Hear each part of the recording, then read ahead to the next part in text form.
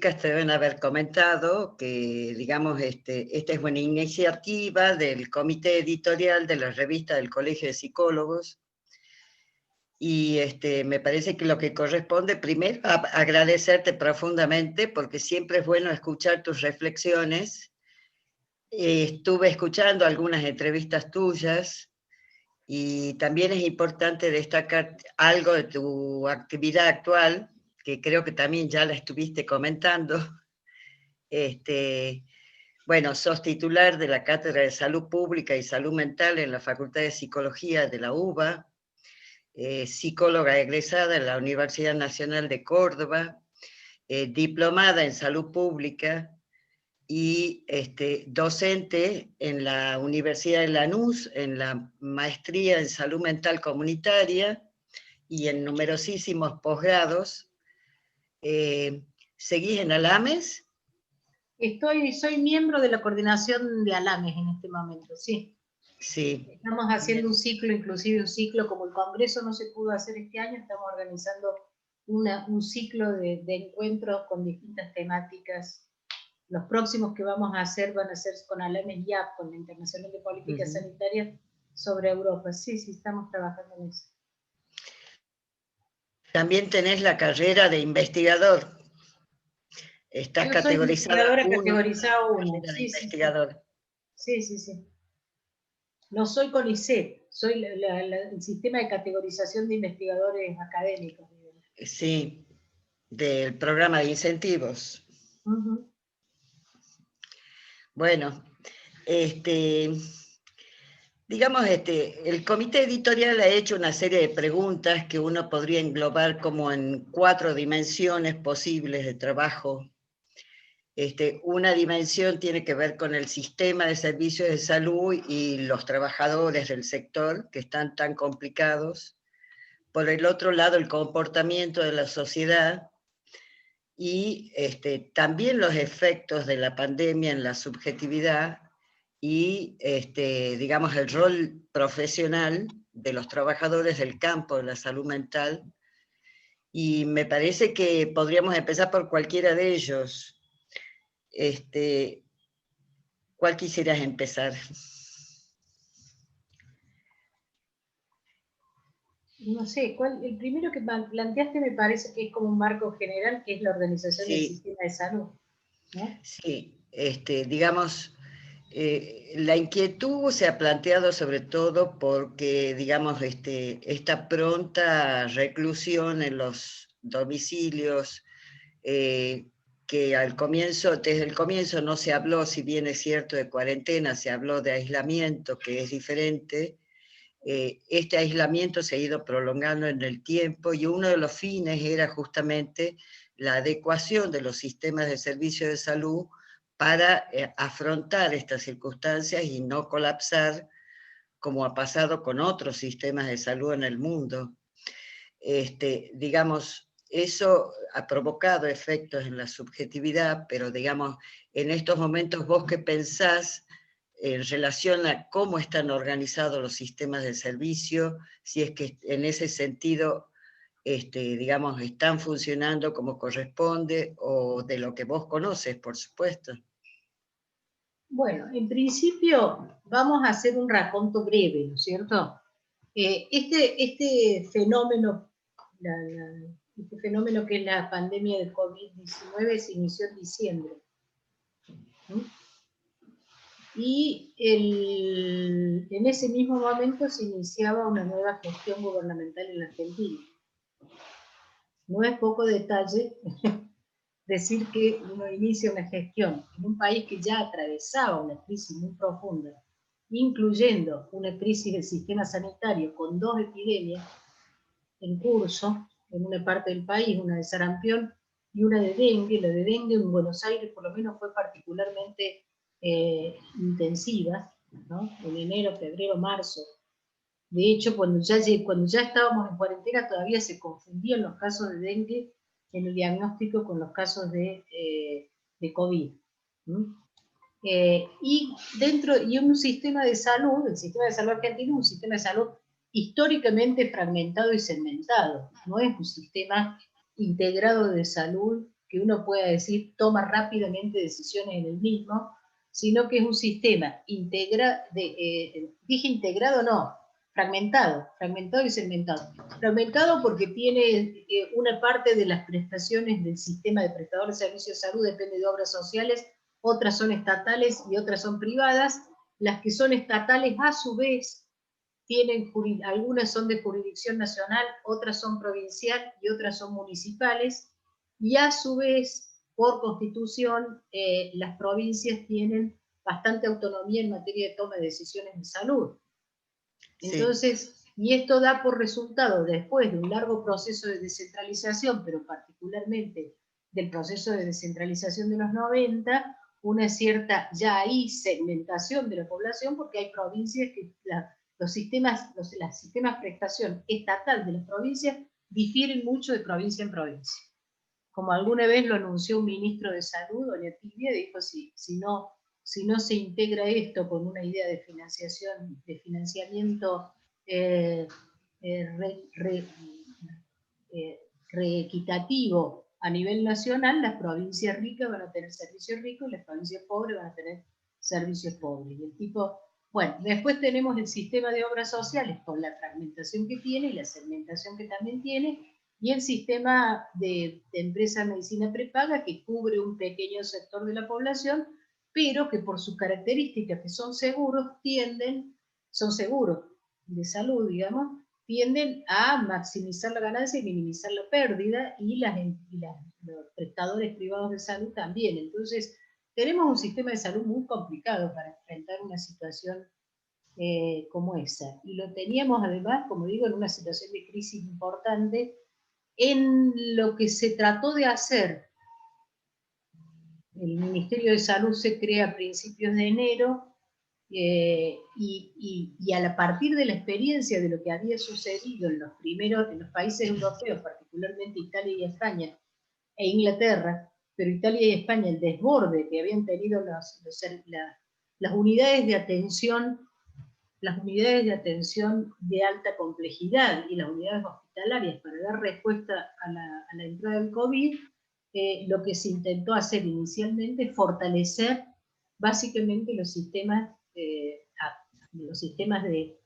no todo el sistema de salud, sino básicamente fortalecer el nivel asistencial, hospitalario y las formas de aislamiento para las personas infectadas, y achatar, esa fue una política tomada a partir de la OMS, que fue, a partir del aislamiento, tratar de mesetear la curva de contagios mientras esto se hacía. Hay cosas que hay que saberlas, por ejemplo, solo se podían hacer las muestras en un solo lugar del país, que era el Instituto Malbrán. O sea, sí. Si una persona se infectaba en Neuquén, había que tomar la muestra en Neuquén para confirmarlo, mandarla al Malbrán, y del Malbrán mandar la respuesta hubo que descentralizar, hubo que conseguir los equipamientos. Comprar los equipamientos quiere decir comprar los equipamientos en un mundo donde te asaltaban un avión en un aeropuerto y te retenían la carga, ¿eh? No estamos hablando piratamente hablando. Sí. Así o sea es. que cuando se compraban equipamientos que podían ser respiradores o equipos de bioseguridad para el personal de salud, que hubo que traerlos también. Cuando se los compraba había que calcular la ruta del avión, porque en determinadas rutas esto podía ser incautado, por ejemplo, para beneficio de otros países, por ejemplo, Estados Unidos. Entonces, esto significó en un primer momento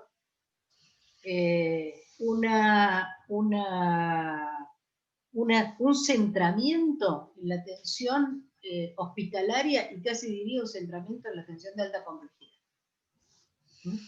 Y un planteo abrupto de aislamiento para la población, que sin embargo no fue igual para todos los lugares y para todas las provincias, porque es muy extraño cómo sucede la situación desde el punto de vista representacional, porque por ejemplo yo vivo en Ciudad de Buenos Aires. El primer mes en Ciudad de Buenos Aires el aislamiento fue muy controlado y muy notable, pero simultáneamente yo hablaba con personas de otras provincias que decían que estaban en cuarentena o en aislamiento, pero que al lado de la forma en que nosotros estábamos viviendo no había comparación. Por ejemplo, todavía salían, todavía funcionaban. Lo que sí fue homogéneo en todo el país fue el cierre de las instituciones escolares, el cierre de determinadas funciones donde había espacios públicos compartidos. Eso sí, eso prácticamente se instaló en todo el país durante un tiempo, pero la reclusión en la casa, para aquellos que tenían casa, que podían hacerlo, etcétera, etcétera, me parece que no funcionó de la misma manera en todos los registros, como no funcionó la epidemia de la misma manera en todos los registros, en el sentido que se inició por el norte, por la zona más rica de la ciudad de Buenos Aires, y del conurbano, porque entró por las personas que venían del exterior, y luego fue tomando la población con más derechos vulnerados y afectando básicamente esos sectores, ¿no? Después uno puede encontrar que hubo ciudades o provincias cuyas estadísticas fueron muy favorables durante un tiempo y que están en un pico epidémico ahora, caso Rosario, Santa Fe, etc. Otra provincia que inicialmente junto con Buenos Aires hizo un pico epidémico, que fue Formosa, creo, ¿no? Sí. Y así, y algunas que se consideraban como que estaban en muy buena posición, Jujuy, que llegó a plantear la posibilidad de que ahí sucedieran los equipos, ahí compitieron los equipos de fútbol, etcétera, etcétera, y que después hicieron una caída abrupta.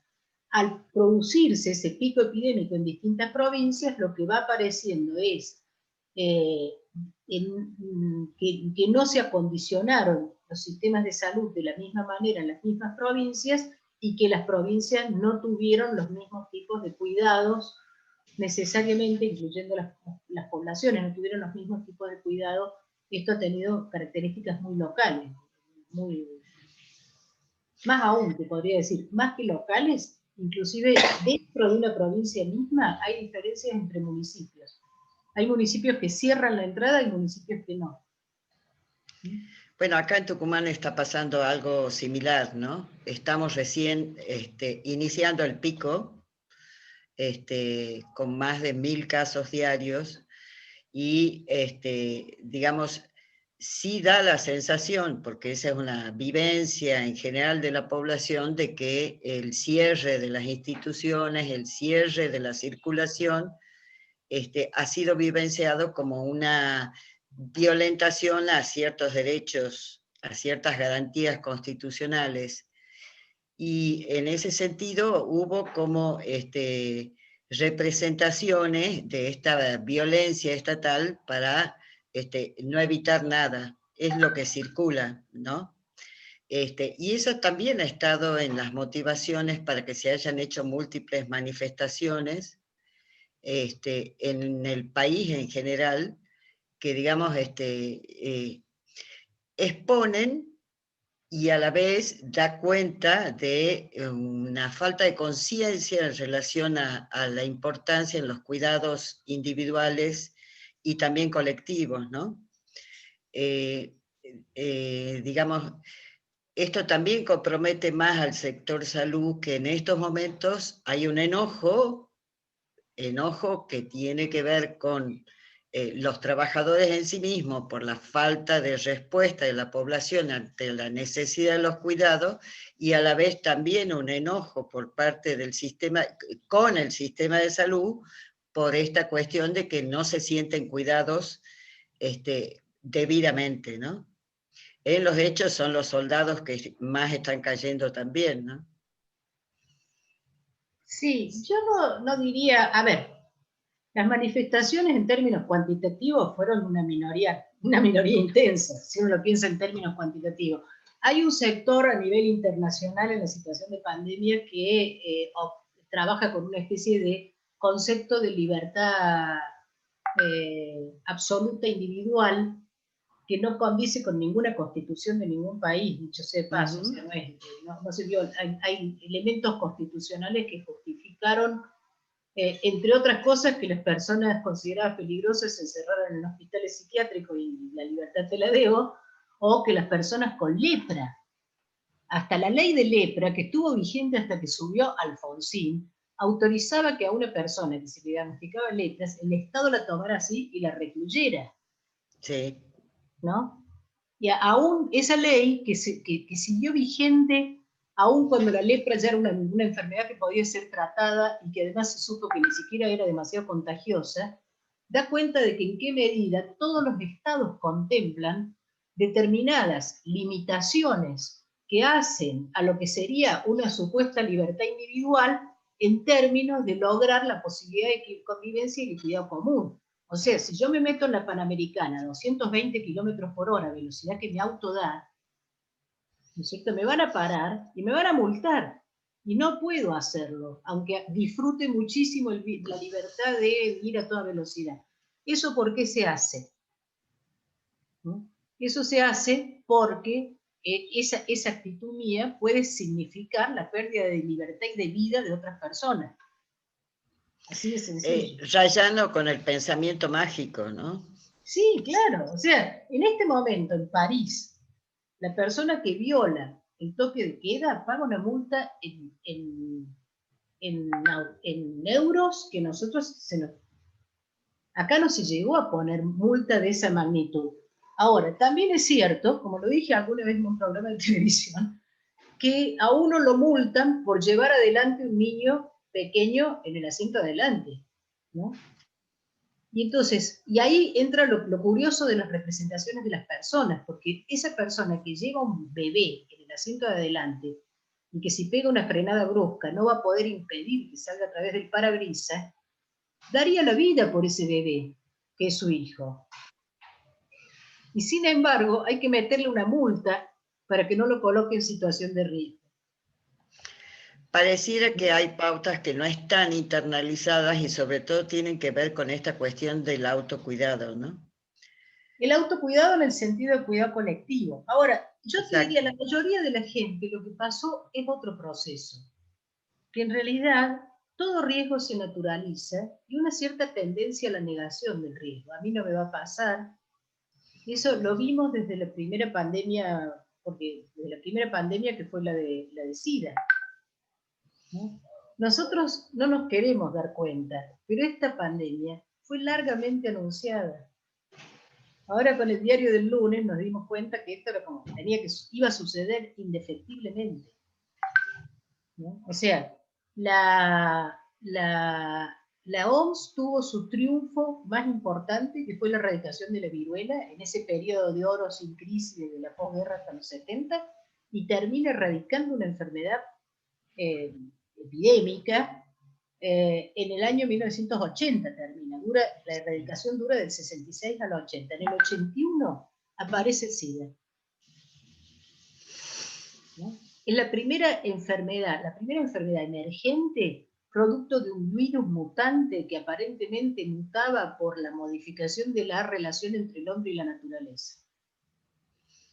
Después se sucedieron el ébola, la gripe aviar, cada vez se fueron sucediendo de distintas maneras hasta que acá en la Argentina llegó la del H1N1 notablemente, la gripe A, y 11 años después de esta, si algo no se modifica de todo eso, esto no va a ser un accidente circunstancial, es una tendencia. Ahora, esto significa que hay un nivel de comprensión de la responsabilidad colectiva, casi te diría como especie, que tenemos que empezar a pensar, porque por algo están fracasando, como diría Mario Robert el otro día, dijo, están fracasando las democracias de Occidente frente a la pandemia. ¿no? Esa es la cuestión, ¿no? Vos hablabas en una entrevista de otra pandemia que tenía que ver con la falta de financiamiento. ¿Podrías un poco también hablar de esto? No recuerdo haber dicho eso, la falta de financiamiento del sector salud. de los servicios de salud, porque digamos, o eso supone una concentración de poder también en ciertos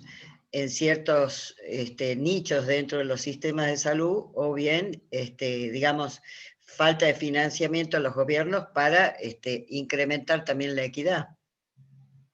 Bueno, reconozcamos que desde la década del 90 en adelante se vienen promoviendo políticas de mercantilización de los sistemas de salud con interrupciones, en algunos casos, según cómo hayan gestionado, pero como política mundial estoy hablando, porque el sistema de salud italiano que desbordó con la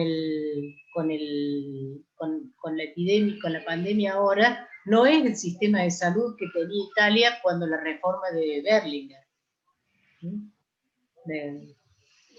Cuando la reforma italiana, no estoy hablando de la reforma psiquiátrica, sino de la reforma del sistema de salud en general. Sí. Entonces, todos estos sistemas, lo que se fue a partir de los 80, que se crea la Organización Mundial de Comercio, y con la aparición del complejo médico industrial financiero, etcétera, etcétera, la salud se va transformando, y las aseguradoras, el modelo norteamericano, la salud se va transformando en un bien transable que va a ser de acceso para algunos y no para otros, y en general, si uno lee, por ejemplo, el Invertir en Salud del 93, que es el documento que fija la reforma de los sistemas de salud de los países deudores de los 90, desaconseja el gasto en salario.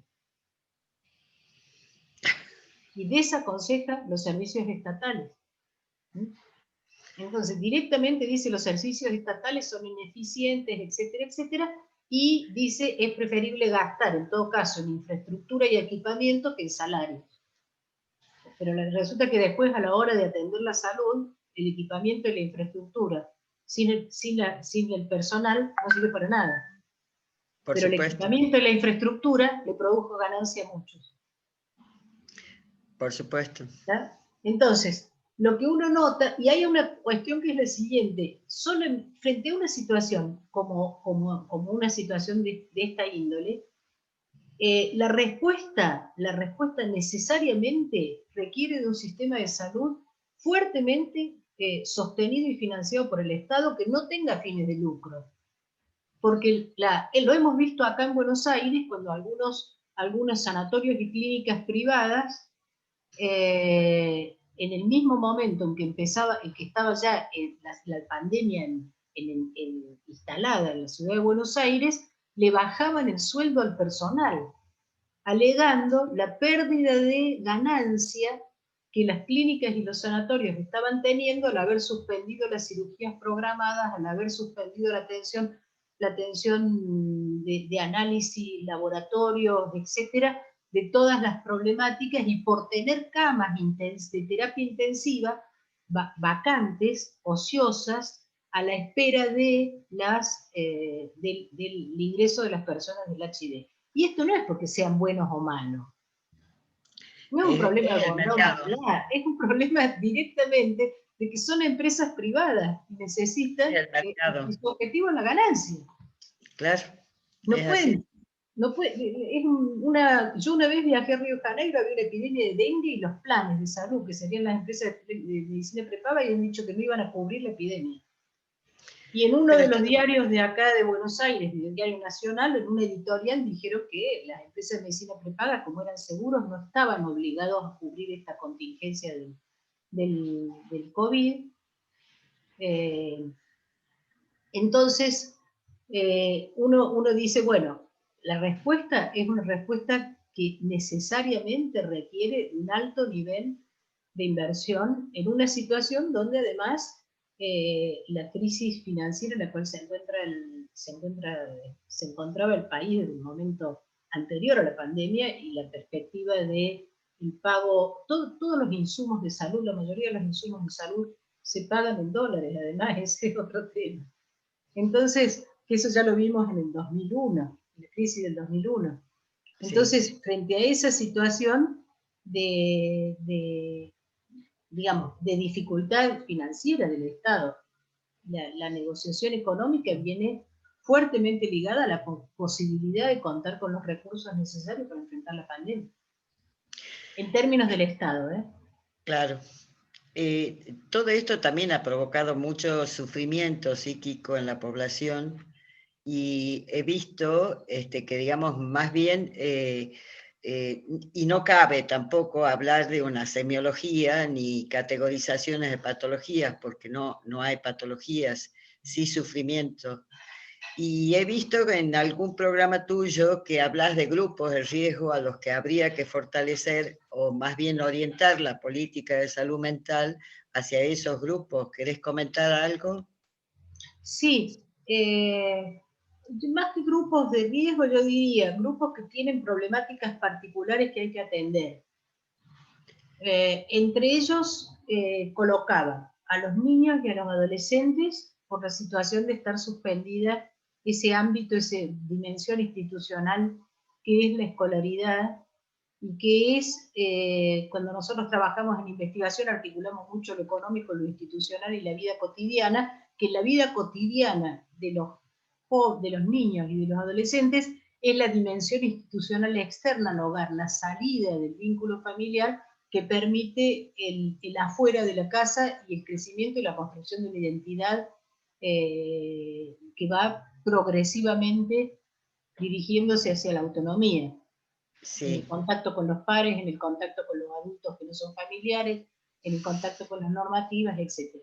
Por un lado me parecía eso. Otro factor que apareció, otro grupo que apareció como de mucho riesgo, de riesgo ahí sí, casi diría físicamente, es que es la gente, como yo decía, que vive con el enemigo, o sea, los hogares donde había situaciones de violencia de género o de violencia hacia los niños o hacia los ancianos, por ejemplo, o hacia las personas con discapacidad.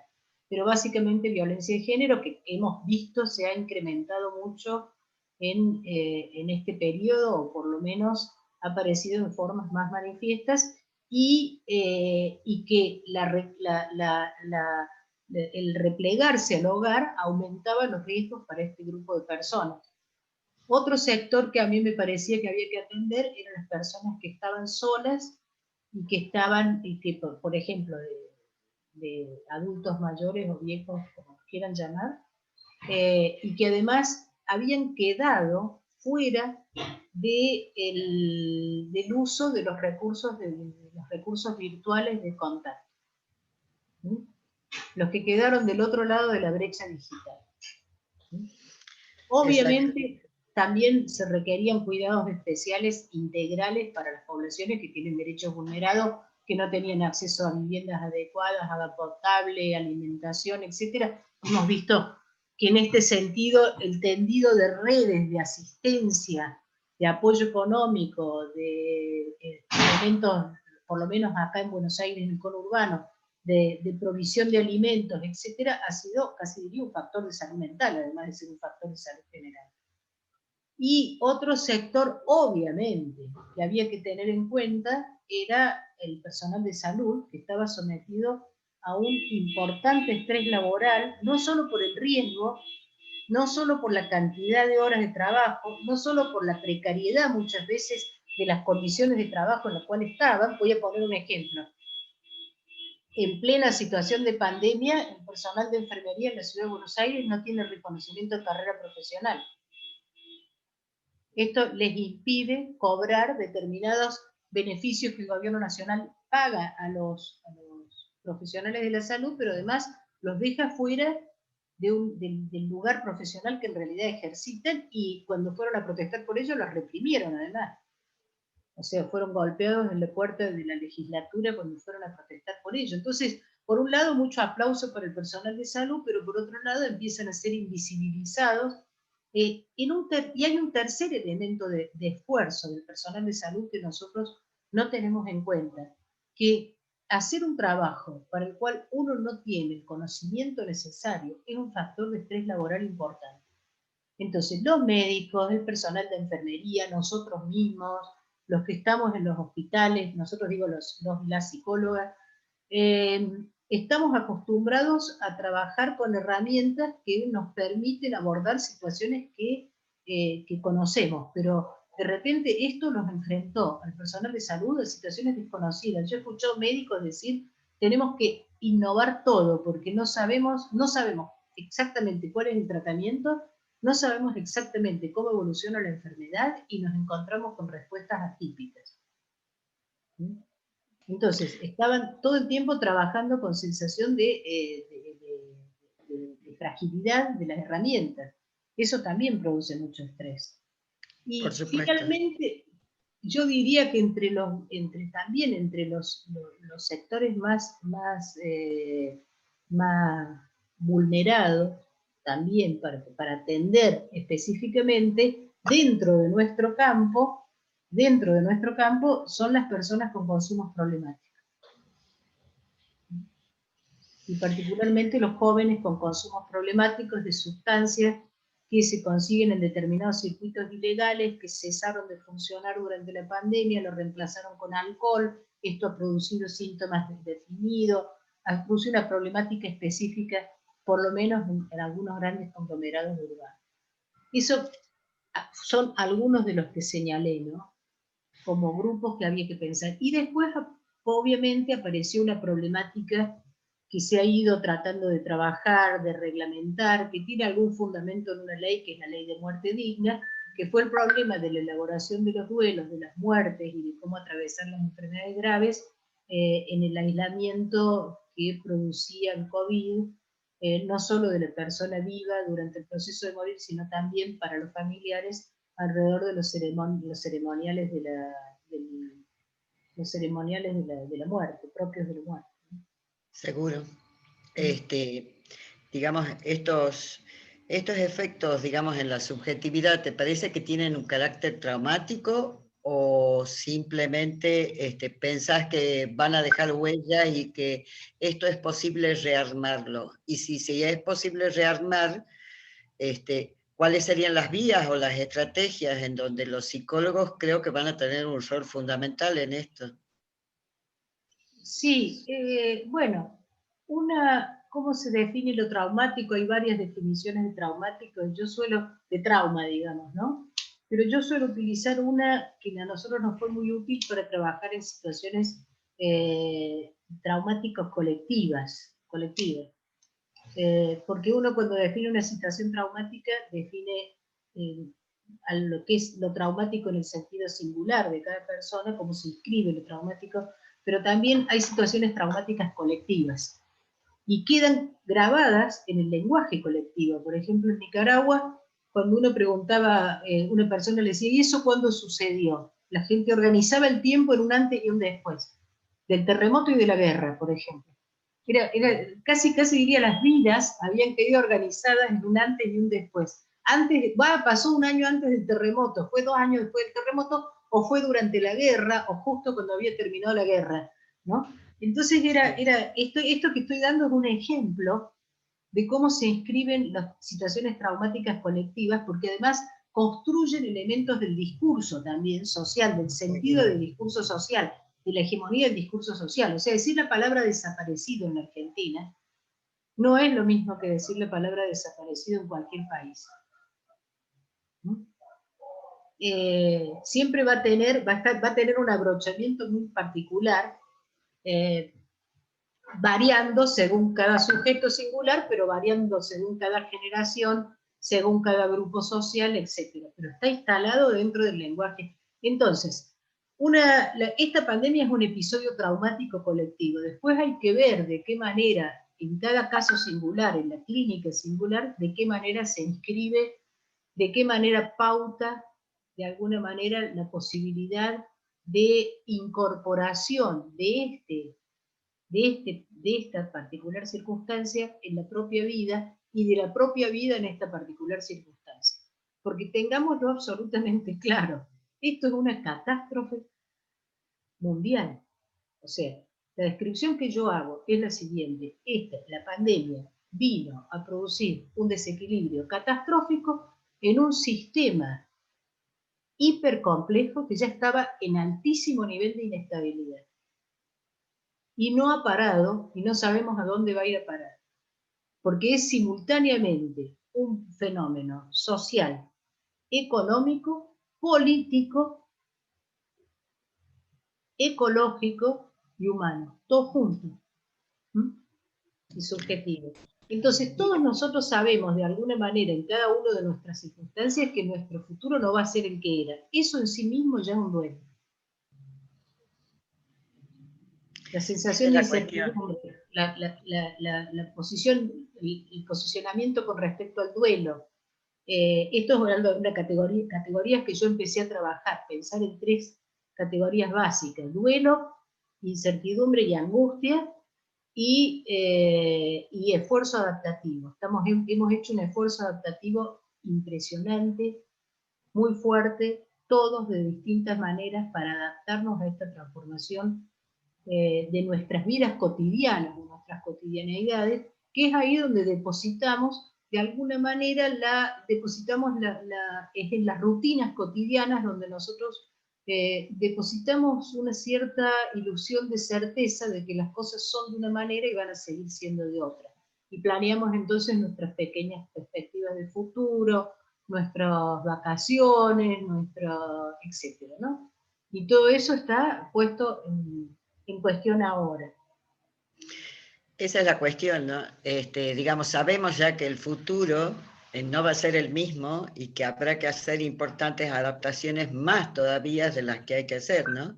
Para acomodarnos a esta nueva realidad. Y en ese sentido me parece que también las políticas de salud mental tienen que apuntar a ese develamiento o a ese sinceramiento de decir hacia dónde vamos y cómo se pueden fortalecer las nuevas condiciones de vida o la nueva normalidad. ¿Vos qué pensás? Sí, yo pienso que, bueno, hay que atender a estas circunstancias que dije. Yo pienso que pensar la inserción de la salud mental, que hay algo que la pandemia ha traído. Yo creo que mi experiencia, lo que yo escucho, es que hay muy distintas prácticas que se han desarrollado en distintos lugares, en distintas provincias, de distintas maneras. Por ejemplo, recientemente estaba escuchando los directores de las grandes instituciones monovalentes de la provincia de Buenos Aires.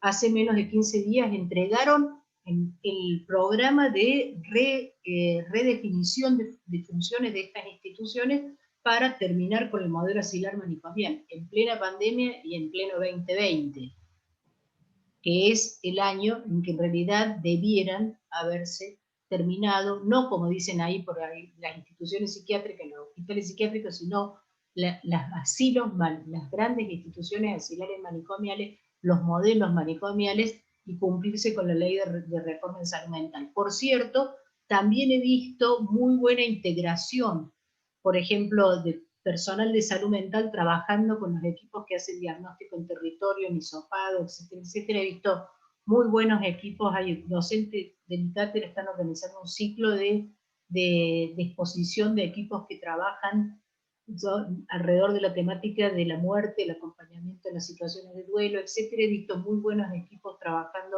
con personal de salud, así como puedo decir que en otros lugares esto no ha sucedido. Creo que el acondicionamiento del personal nuestro, personal de salud mental, la defensa en todo caso de nuestra profesión, implica necesariamente también una revisión de nuestras prácticas y muchas veces una revisión de los componentes teóricos con los cuales estábamos trabajando, ¿no? Y por cierto, hemos incorporado estos sistemas de atención virtual de distintas maneras, que después vamos a tener que elaborar, e independientemente de que yo creo que hay situaciones que se deben atender presencialmente, e independientemente de que yo creo que, espero, sueño que en algún momento podamos volver a trabajar presencialmente, la atención virtual no se va a retirar. Seguramente. Digamos, también los psicólogos han padecido esta cuestión del desconocimiento de las obras sociales y prepagas en relación a esta tecnología, digamos, pero que creo que vino ya para quedarse y en algún momento también habrá que hacer una evaluación de la eficacia de las intervenciones, porque también circulan muchos mitos en relación a que, bueno, esto sirve para aquellos pacientes que están en transferencia, pero no sirve para pacientes nuevos, que digamos me parece que son mitos más que nada, pero que digamos abre un campo nuevo de análisis también y de repensar las prácticas, ¿no? el colegio en ese sentido, la respuesta que ha dado frente a estas circunstancias ha sido la organización de un voluntariado que después fue imitado por muchos colegios profesionales en el país, a través de la asistencia remota. En ese sentido, en la provincia me parece que ha sido pionera en la atención de esto como una forma de atender el sufrimiento subjetivo, que ha dado muy buenos resultados, ¿no? Digamos, ahora ya se han organizado otros espacios, justamente los psicólogos que están sobre todo en el subsector público, haciendo asistencia remota, no solamente a niños y adolescentes, sino también y sobre todo al personal de salud que en estos momentos se siente muy agobiado, ¿no? Sí. ¿Conoces otras experiencias, otros tipos de respuestas que, digamos, apunten a atender los efectos en la subjetividad digamos, de estas circunstancias? No entendí bien la pregunta. Si ¿Otro tipo de conoces otras respuesta?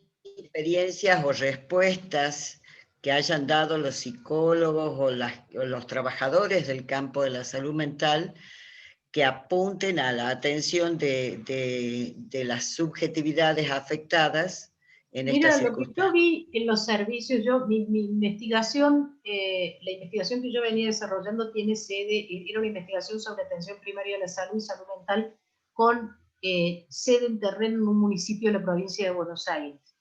Con lo cual, lo que más veníamos trabajando en información, aunque además trabajo en la ciudad de Buenos Aires y, digamos, no trabajo en el gobierno de la ciudad de Buenos Aires, sino vivo en la ciudad de Buenos Aires y atiendo acá, también he tenido contacto acá. Lo que yo puedo decir es, siguiendo lo que se vio, en principio, la primera respuesta de los profesionales de salud mental en servicios estatales, y cuando digo estatales, estoy hablando de municipales, provinciales y eventualmente nacionales, como puede ser Laura Bonaparte o algunos, o sea, centros, cuando la primera respuesta fue cómo tratar de sostener la atención que ya tenía. La segunda fue cómo tratar de dar respuesta a determinadas problemáticas que aparecían en relación a la pandemia. Ahí se instalaron desde líneas telefónicas, porque no descartemos que para muchas personas el contacto telefónico era el único contacto posible, independientemente de que existieran otros sistemas, la videollamada, etcétera, desde líneas telefónicas hasta centros de respuesta. Esto se ha hecho. Se han generado protocolos también para este tipo de atención. Hasta las juegotecas y hospitales de día se han hecho funcionar en algunos casos virtualmente, ¿no? Sí conozco experiencias, no sé bien cómo es la experiencia de ustedes del voluntariado, inclusive, por ejemplo, la Asociación Psicoanalítica Argentina planteó un sistema de asistencia desde el Centro Racker virtual, hay distintas organizaciones que lo hicieron, y con respecto a la apoyatura a personal de salud, se ha hecho eventualmente desde los mismos servicios de salud mental, de los mismos hospitales, o se ha pedido apoyatura inclusive en articulación con cátedras. Hay un equipo de mi cátedra que, por ejemplo, ha estado dando apoyo a servicios de salud de la provincia de Buenos Aires, de manera remota. Con lazos institucionales, y otras universidades han colaborado en eso. El tema de, vos decías, el reconocimiento de las obras sociales, llegó de la atención remota en las empresas, en las obras sociales en medicina prepaga. A ver un momento, porque no sé si me escuchan, un momento porque... Sí, sí. No, ya fueron a abrir. El tema de la atención remota, el reconocimiento ese fue necesario gestionar, fue necesario hacer una gestión que la hizo la FEPRA, la Federación de Psicólogos, hizo una solicitud, la Dirección Nacional de Salud Mental sacó una resolución que elevó en su momento a la superintendencia, para que finalmente la superintendencia reconociera este tipo de prestación, junto con un paquete de reconocimiento, como por ejemplo la receta digital, la consulta médica digital, etcétera, porque había bastante resistencia en algunas empresas de medicina prepaga y algunas obras sociales a reconocer la atención digital, a mi gusto, porque en realidad, entre otras cosas, si dejaban sin cobertura todas las prestaciones de salud mental, era un ahorro muy importante. Por supuesto. ¿No es cierto? Por supuesto. Un ahorro muy importante, claro. Sí, así es. Ahora, vos hablas de la adecuación de la formación y de la adecuación de las prácticas, y esto nos toca como docentes universitarios también, que digamos, son instituciones muy pesadas en el sentido de los cambios, ¿no? Los cambios son mucho más lentos y en estos momentos nos pasa en la Universidad Nacional de Tucumán que la universidad está abierta en tanto hay docente que se encuentra con un alumno. No pasa lo mismo con los administrativos, que su gremio decidió todavía mantenerse en un largo letargo y sí me parece importante que nos orientes en ese sentido cuál es la adecuación de las prácticas que vamos a tener que hacer con los alumnos, ¿no? No sé, nosotros en la UBA todavía toda la educación es virtual. Sí, acá también, ¿Mm? acá también. Pero una cosa es qué vamos a tener que revisar curricularmente de nuestra formación, cosa que ya estaba planteado desde la Ley Nacional de Salud Mental, la adecuación de las currículas a una perspectiva más centrada en pensar la problemática de la salud mental desde un punto de vista integral, con un enfoque de derechos y dentro de ello incluir las prácticas clínicas como un aspecto más, ¿no? Y el Yo creo concepto que de ciudadanía también, ¿no? también, sí, sí, sí, por eso dije lo de derechos. A mí me da la impresión que es muy difícil la reforma. Yo no soy especialista en tema docencia universitaria, soy docente universitario, pero creo que lo que se va a requerir con respecto a las universidades es pensar las currículas con alto nivel de participación, altísimo nivel de participación de todos los actores, probablemente debatiéndolo también con los actores que no son universitarios, en términos que adecuar la universidad a determinados requerimientos que tienen las sociedades en relación a ella. Hay universidades que se adecuan más, las universidades nuevas están teniendo una respuesta más rápida muchas veces en este tipo de situaciones que las universidades más tradicionales, que tienen más historia. Sí, y las que nacieron con la virtualidad también. No sé si alguna nació con la virtualidad, pero, dentro Sí, de, o sea, que nacieron ya en la era digital, digamos así. claro, claro, Sí, sí, sí, sí. sí. Ahora, eh, sé que no te gusta hacer futurología y no es No, propósito, mirá lo ganas. Sí. pero sí nos gustaría que pienses o hagas una reflexión, nos aportes una reflexión en relación al futuro, ¿no? Al futuro del campo de prácticas en salud mental y al futuro en relación a estas nuevas condiciones de existencia.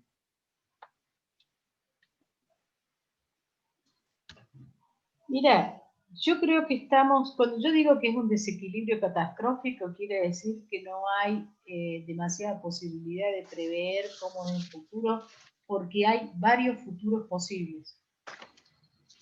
¿Sí? Uno puede prever varios horizontes posibles.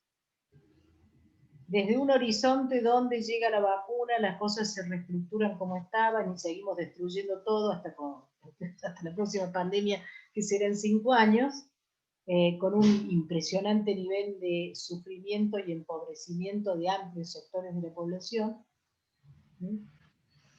hasta un futuro donde se empiece lentamente a corroer determinados mecanismos que nos han llevado a esto y se empiece a pensar como diría Walter Benjamin, una relación más armónica entre el hombre y el mundo, digamos, ¿no? Y en ese sentido, yo creo que nosotros tenemos en lo inmediato, gente del campo de la salud mental, una función importante, que es seguir introduciendo la dimensión subjetiva en las prácticas de salud, en las prácticas en general, y trabajar básicamente con herramientas que hacen el sufrimiento psíquico. Y a largo plazo, vos sabés que yo, mi frase dice, sí, mi frase es que el éxito del campo de la salud mental sería su desaparición. Ya lo he dicho muchas veces, o sea, a largo plazo creo que sería cómo nos integramos en prácticas de salud que contemplen simultáneamente dimensiones subjetivas, biológicas, sociales, etcétera, y además sujetos activos de su propio proceso. Veo que las No grandes... tecnocráticas, digamos, ¿no? No, por supuesto, pero veo las recomendaciones internacionales también tienden a aconsejar esta cuestión de la promoción de salud y la participación protagónica de los sujetos, justamente como un hecho de salud y salud mental en general, y que, digamos, también facilitaría a los sistemas de salud la tremenda carga y responsabilidad del sostenimiento de la salud de la población, ¿no? ¿Pensás que eso será factible en la situación actual, en este gobierno? Porque estuve participando también de esta propuesta de Argentina Futura. ¿Estuviste? No. Bueno, hay una propuesta nacional de hacer relevamientos de opinión en relación a múltiples sectores de la sociedad, de un programa que se llama Argentina Futura, un poco sondeando cuáles son los diagnósticos que se hacen en las distintas áreas, entre ellas salud, y cuáles son los diagnósticos y cuáles son las propuestas. Y hubo muchísimas coincidencias, muy llamativo que desde las distintas áreas, medio ambiente, justicia, etcétera, etcétera, se ponga el acento en la necesidad de mayor protagonismo de la población, ¿no? Ese protagonismo que te plantea la estrategia de promoción de salud, en el sentido de que sea activo y que pueda ser escuchado y que participe en la toma de decisiones, ¿no? Sí, hay un problema muy serio, mira, que es el siguiente. La concentración mundial de recursos y de riqueza ha sido consecuente de una concentración mundial de poder. Sí. ¿Mm? Entonces, nosotros tendemos a pensar a confundir el gobierno con el poder. Y no es así. O sea, en este momento, si uno lo piensa, por ejemplo, mañana son las elecciones en Estados Unidos. Independientemente de que no es lo mismo que gane un candidato u otro, no es para nada lo mismo, yo no sé. Uno sabe que Estados Unidos tiene ese poder profundo que sigue tomando decisiones, casi diría, en una dirección que afecta de determinada manera al mundo, independientemente de quién sea el presidente. Un independiente entre comillas. O sea, pero quiero decir, eso que llaman el Estado profundo. Así Bueno, es.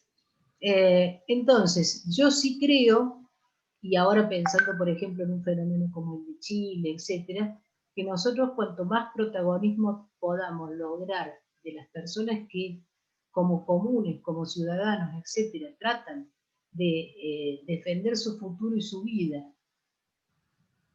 y la vida en general, en relación a la subordinación de la vida, a la concentración de la ganancia, a la concentración de la riqueza, de una manera además suicida, prácticamente suicida, creo que todo lo que aumente eso no solo hace a la salud y a la salud mental, sino que hace a la sobrevivencia directamente.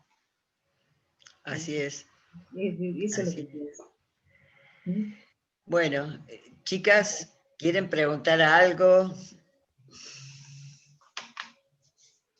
He tratado de alcanzar la hora, la hora que nos habíamos propuesto. Yo quería hacer una pregunta, Alicia. ¿Cómo consideras vos el rol que jugaron los medios de comunicación sobre las medidas tomadas por el gobierno en relación al aislamiento en un primer momento y después al distanciamiento social? Los medios de comunicación son heterogéneos, pero digamos que hay un tipo de medio hegemónico porque es el que tiene más concentración de poder, que son grandes corporaciones que a su vez no solo tienen compromisos con sectores de poder, sino que tienen compromisos y intereses económicos propios dentro de eso. Y entonces se construye un discurso, se construyó un discurso, a mi gusto, insensato, en contra de las medidas de aislamiento, no una crítica constructiva a aquello que había que señalar, sino un discurso insensato en relación a llegando al extremo de una comunicadora tomarse una botella de un tóxico diciendo que era un medicamento, o hacer un alegato a una cuestión emocional y llorar en cámara porque extrañaba no sé quién, digamos, porque el problema no es únicamente lo que dicen, sino qué tipo de emoción se convoca. Eso está claramente, uno puede entender de qué se trata cuando lee el texto, el informe del Banco Mundial 2015, Mente, Sociedad y Conducta. Porque ¿por qué un banco se ocuparía de la mente y de la conducta? Y alegaría a las neurociencias y a la psicología cognitiva si no fuera para pensar estas formas emocionales de que, como ellos dicen, de que la gente adhiera a los programas de desarrollo para las sociedades. Bueno, después decidirá cada uno lo que es el programa de desarrollo.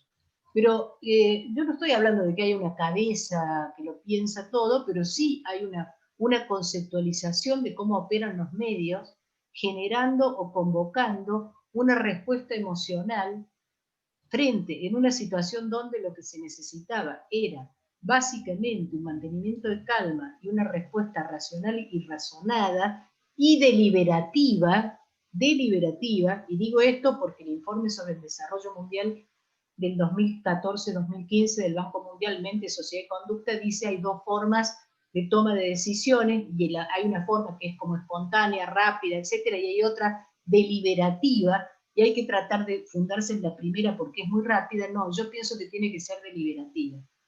Quiere decir que tenemos que ser capaces de mantener el pensamiento. Y esto, de ninguna manera, en muchos de los medios hegemónicos fue sostenido. Cuando estábamos planteando el aislamiento, se planteó el anti-aislamiento en nombre de la defensa del derecho individual de sentarme en una silla a contagiar personas, digamos. Cuando después se empezó a levantar la curva de casos, etcétera, entonces se dijo que el aislamiento había sido muy temprano, o que el aislamiento había sido insuficiente, o que no se había sostenido suficientemente el aislamiento, o cualquier cosa. O sea, yo creo que nosotros necesitamos un debate político en serio, no la invocación permanente de emociones. Hay demasiada estridencia en los medios. Más aún, yo creo que no es bueno para la salud mental estar escuchando noticias todo el tiempo. Yo personalmente, durante un tiempo, yo creo que es mi trabajo, yo tengo que entender el discurso social, etcétera, etcétera, pues me di cuenta que era malo para mi salud mental, leo las noticias, pero en realidad prácticamente el formato en que están presentadas las noticias en los medios, en las radios y particularmente en la televisión, es un formato que no sirve para pensar en la mayoría de los casos. Porque es una convocatoria a la emocionalidad intensa. Y lleva seguidores, ¿no? Lleva algunos seguidores, sí, pero todas pasiones tristes. Sí, y cortas. Claro. Bueno. Sí. Bueno, Alicia, te volvemos a agradecer esta entrevista para enriquecer mucho esta publicación que estamos por hacer con lo trabajado durante el voluntariado. Y bueno, te la hacemos llegar pronto para que vos también tomes contacto un poco con lo que hemos hecho desde el colegio en Tucumán. ¿Ah? Perfecto, muchísimas gracias. Bueno, y esperemos Muchas gracias, Alicia. Hasta luego. ¿Sabe qué les voy a agradecer? Que en todo caso, porque uno cuando habla, a veces inclusive comete errores, dice. Entonces, si puede ser, antes de publicarla, que me la manden para que yo le haga una pequeña revisadita. Sí, claro.